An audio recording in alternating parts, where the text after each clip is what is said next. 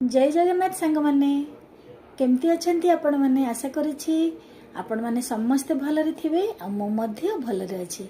ताहले आज आमे कोन जानिबा आज आमे जानिबा कि हमर जगन्नाथ मंदिर केबे आरंभ होइथिला एवं केबे यह शेष होइथिला। तो ता आगुरु आमे पुणी थरे टिके मन पकई दबा कि हमर श्री श्री जगन्नाथ मंदिर केउंठी अवस्थित। भारत रे थिबा गोटे राज्य ओडिशा ओडिशा रे अछि गोटे शहर पुरी पुरी रे मध्य भाग रे अछि श्री श्री जगन्नाथ मंदिर।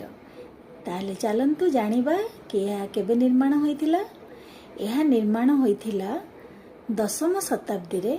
यह को आरंभ करथिले राजा जजाति केसरी। पुनः यह को निर्माण करथिले 11 शताब्दी रे गंगवंशर राजा अनंग वर्मा चोड़गंग देव। आउ यह को शेष करथिले राजा अनंग भीमदेव।